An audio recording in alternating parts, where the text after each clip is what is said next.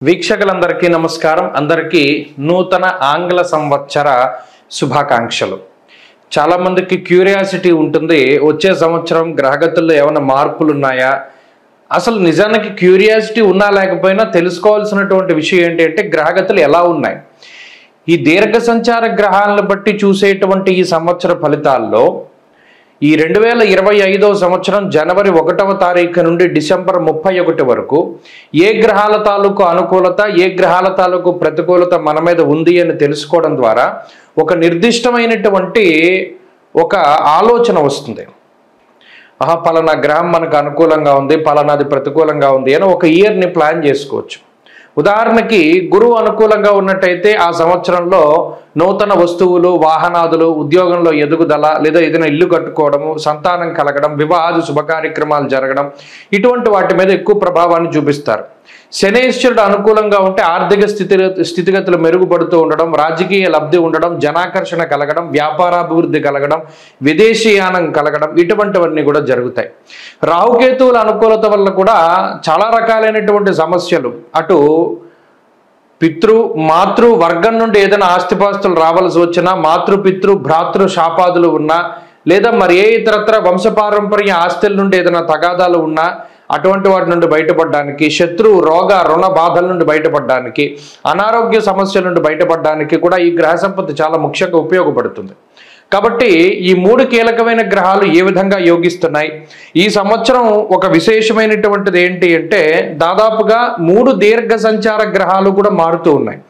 ఎప్పుడు ప్రతి సంవత్సరం ఏమవుతుంది అంటే గురువు కానీ రాహువు కానీ, ప్రతి సంవత్సరం గురుడు మారతారు, గురుడితో పాటు అప్పుడప్పుడు శని మారతారు, లేదా గురుడితో పాటు అప్పుడప్పుడు రాహువు మారుతారు. ఈ సంవత్సరం ఏమవుతుంది అంటే 3 గ్రహాలు కూడా మారుతూ ఉన్నాయి.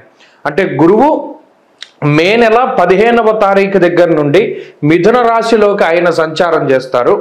శనేశ్వరుడు ఈ సంవత్సరం మార్చి 30వ తారీఖున కుంభరాశిని వదిలిపెట్టి మీనరాశికి వెళ్తారు. అలాగే రాహువు మే 21వ తారీఖున మీనరాశిని వదిలిపెట్టి కుంభంలోకి వెళ్తారు. రాహుకేతువులు వక్రంలో ప్రయాణం చేస్తారు కాబట్టి వెనక్కి వెళ్తారు. సో ఒకే నెలలో 2 పెద్ద గ్రహాల మార్పు. అదేంటి? మే నెలలో గురు రాహువుల యొక్క మార్పు, దానికి మునిపే ఈ మార్చి 30వ తారీఖున శని మార్పు. కాబట్టి ఇది చాలా కీలకమైనటువంటి సంవత్సరం. చాలా గ్రహగతుల్లో మార్పులు, 3 గ్రహాల్లోనూ దీర్ఘ సంచార గ్రహాలు, అంటే రాహుకేతువులు అంటే 2 కింద లెక్కేసుకుంటే 4 గ్రహాలు. ఈ క్రియాశీలకమైనటువంటి మార్పుల్లో లాభపడేటువంటి రాశుల్లో మీ రాశి ఉందా లేదా అనేటువంటిది మనం తెలుసుకుందాం. వీక్షకులందరికీ నమస్కారం. 2025వ సంవత్సరంలో మిథున రాశి వారికి ఏ విధమైనటువంటి ఫలితాలు కలగబోతున్నాయో మనం ఈ కార్యక్రమం ద్వారా తెలుసుకుందాం. ముఖ్యంగా ఈ మిథున రాశి వారికి గత సంవత్సరం గురుడు అర్ధశుభుడు, ఈ సంవత్సరం మే దగ్గర నుండి జన్మగురుడుగా ఆయన సంచారం చేయబోతూ ఉన్నారు. అలాగే మొన్నటి వరకు భాగ్య శనేశ్వరుడు, ఇప్పుడు దశమ కేంద్రమందు శనేశ్వరుడుగా ఆయన సంచారం చేయబోతూ ఉన్నారు. ఇప్పుడు ఈ రాశి వారికి భాగ్య రాహు యొక్క సంచారం ప్రారంభమైంది. అంటే ఇలా చూసుకున్నప్పుడు దీర్ఘ సంచార గ్రహాలైనటువంటి గురుడు కానీ, రాహువు కానీ, శని కానీ అంత అనుకూలమైనటువంటి స్థానాల్లో లేరు. అలానే ఇదేమైనా ప్రతిబంధకమైనటువంటి దోషభూయిష్టమైనటువంటి స్థానాల్లో ఉన్నారా అంటే కాదు, ఇవి యోగించినటువంటి స్థానాలు. మరి గోచారంలో బలం లేనప్పుడు, జాతకరీత్యా బలం ఉన్నట్టయితే, అంటే ఎవరికైనా జాతకాల్లో మిథున రాశిలో పుట్టినటువంటి, అంటే మృగశిర 3, 4 పాదాలు, ఆరుద్ర, పునర్వసు 1, 2, 3 పాదాల్లో పుట్టినటువంటి వారు ఎవరైతే ఉన్నారో వారి జాతకాల్లో గనక దశాంతర్దశలు గనక బాగుంటే అప్పుడు ఈ గ్రహస్థితి కొంత తక్కువ ఫలితాన్ని ఇస్తూ ఉన్నా కొద్దిగా జీవితం ముందుకెళ్తుంది. జాతకంలో దశాంతర్దశల్లో అంత బలం లేనప్పుడు మాత్రమే, కొంత గోచారంపై ఆధారపడుతూ ఉన్నప్పుడు మాత్రం కొంత తక్కువ స్థాయిలో ఫలితాలు వస్తాయి. అంటే ఏంటండి? రాజకోపో యశోహాని ఉద్యోగస్య విరోధకం అన్నాడు. వ్యాకులం శోక సంతాప పాపముద్యోగ విఘ్నకం కృష్యాది సర్వ విఘ్నం చ అన్నారు. అలాగే భాగ్యస్థానం ముందు రాహు ఉన్నప్పుడు ఫలితం. ఇవన్నీ ఏంటంటే ప్రతిబంధక దోషాలు అంటారు. జన్మగురుడు రాజకోపో యశోహాని అంటే వచ్చేటువంటి ఆలోచనలపై ప్రభావాన్ని చూపెడతాడు ఆయన. గురుడు జన్మ రాశిలో ఉన్నప్పుడు ఇక్కడ ఒక విషయాన్ని గమనించాలి. మనం చెప్పుకునే ఫలితాలన్నీ చంద్రలగ్నం ప్రకారమే, అంటే రాశి ప్రకారమే ఉన్నాయి. లగ్నం వేరు, రాశి వేరు. ఈ గోచార ఫలితాలన్నీ రాశి ప్రకారమే ఉంటాయి.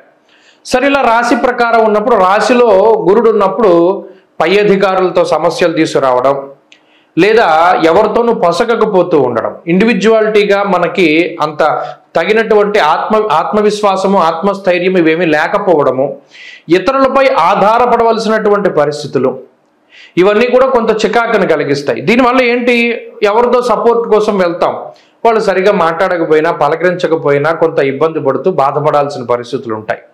ఉద్యోగస్య విరోధకం అన్నారు. అటు వ్యాకులం శోక సంతాప పాపం ఉద్యోగ విఘ్నకం అని చెప్పి శనికి శ్లోకం చెప్పారు.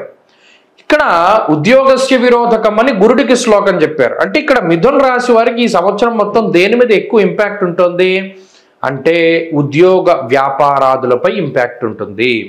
కాబట్టి కొత్తగా ఎవరైనా మిథున రాశి వారు వ్యాపారం పెట్టాలి, మీ పేరు మీద పెట్టుకోకూడదు. అలాగే ఈ సంవత్సరం ఉద్యోగంలో కొన్ని చికాకులు కనబడుతూ ఉన్నాయి కాబట్టి చేసేటువంటి ఉద్యోగంలో కొద్దిగా కాన్సన్ట్రేషన్ ఎక్కువగా పెట్టి ఎక్కువ కష్టపడి ముందుకు వెళుతూ ఉండాలి. ఇక్కడ అదృష్టం అనేటువంటిది గ్రహస్థితి వల్ల మనకి తక్కువగా ఉంది అని తెలుస్తోంది కాబట్టి అదృష్టాన్ని నమ్ముకోకుండా హార్డ్ వర్క్ నమ్ముకుని ముందుకెళ్ళాలి. అంతేగాక భాగ్యరాహువు కూడా అటు ధనాన్ని పాడు చేయడానికి ప్రయత్నం చేస్తారు. ప్రత్యేకించి మూలధనం పాడు చేసేటువంటి గ్రహం రాహువు. ఏదైతే మీరు దాచిపెట్టుకున్నటువంటి డబ్బు ఉన్నదో దాన్ని బయటకు రప్పించి ఖర్చు చేయిస్తాడు రాహు. కాబట్టి ఈ డబ్బు ఖర్చు పెట్టేటువంటి విషయాల్లో చాలా జాగ్రత్తగా ఉండాలి ఒకటి. రెండవది, ఈ ఉద్యోగపరమైనటువంటి సమస్యలకు అవకాశం ఉంటుంది కాబట్టి ఈ ఉద్యోగ మార్పులు కానీ లేదా ఖచ్చితంగా మనం వేరే చోటుకి మారాలి, వేరే ప్రాంతానికి వెళ్ళాలి అనుకునేటువంటి వాళ్ళు కూడా కొంత 1-2 సార్లు ఆలోచన చేయాలి. ఇక మూడవది ఆరోగ్యపరమైనటువంటి విషయాలు. ఇక్కడ ప్రత్యేకించి హెల్త్ సమస్యలు ఏమీ చెప్పబడలేదు, కానీ వ్యాకులం శోక సంతాప అన్నారు. అంటే మానసికమైనటువంటి సమస్యలు ఎక్కువగా ఉంటాయి. అలాగే బృహస్పతి కనుక ఎప్పుడైతే జన్మరాశి సంచారం చేస్తూ ఉన్నప్పుడు కొంత బరువు పెరిగేటటువంటి లక్షణాలు ఉంటాయి. అంటే శరీరం వెయిట్ గెయిన్ అవుతూ ఉండడం, లేదా మనకు ఉండేటువంటి వర్చస్సు తగ్గుతూ ఉండడము, కొంత డార్క్ స్పాట్స్ ఎక్కువగా పెరుగుతూ ఉండడము ఇత్యాది విషయాలు ఈ మిథున రాశి వారిలో ఎక్కువ కనబడుతూ ఉంటాయి ఈ సంవత్సరం. సో ఆ రకమైనటువంటి హెల్త్ ఇష్యూస్ ఉంటాయి. అంతేగాక వంశపారంపర్యంగా ఏదైనా అనారోగ్య సమస్యలు ఉంటే అవి కొంత ఇబ్బంది పెడతాయి. లేదా 99% మానసికమైనటువంటి సమస్యలు ఎక్కువగా ఉంటాయి. ఆర్థికపరమైనటువంటి విషయాల్లో ఖర్చు పెట్టవలసి వచ్చినప్పుడు చాలా జాగ్రత్తగా చూసుకోవాలి. ఒకటి, హెల్త్ పరంగా మానసికంగా ఎప్పుడు కూడా ఉత్సాహంగా ఉండాలి. 2, ఇక ఉన్నతాధికారులతో కానీ మిత్రులతో కానీ సన్నిహితులతో కానీ కుటుంబ సభ్యులతో కానీ మెలిగేటప్పుడు చాలా జాగ్రత్తగా మెలుగుతూ ఉండడం ముఖ్యమైనటువంటి విషయం. ఇక ఈ సంవత్సరంలో చదువరులకి, కాంపిటేటివ్ ఎగ్జామ్స్ రాసేటువంటి వాళ్ళకి, వీళ్ళందరికీ లాంగ్ టర్మ్ తీసుకునేటువంటి వాళ్ళకి వీరందరికీ కూడా గ్రహస్థితి మిశ్రమంగా ఉన్నది. జాతకంలో దశాంతర దశలు ముఖ్యం కాబట్టి దాన్ని ఆధారంగా చేసుకుని ముందుకెళ్ళాలి. ఈ సంవత్సరం మొత్తం కొంత ఈ గ్రహస్థితి నుండి బయటపడడానికి, బాగుండడానికి ఏం చేయాలండి అంటే దక్షిణామూర్తి యొక్క ఆరాధన కానీ దత్తాత్రేయుని యొక్క ఆరాధన కానీ చేయాలి. సిద్ధమంగళ స్తోత్రాన్ని ప్రతిరోజు చదువుకుంటూ ఉండడం, లేదా ఆదిత్య హృదయాన్ని ప్రతిరోజు చదువుకుంటూ ఉండడం, దక్షిణామూర్తి స్తోత్రాన్ని ప్రతిరోజు చదువుకుంటూ ఉండడం మంచిది.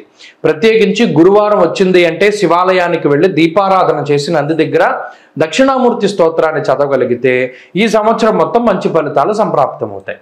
స్వస్తి.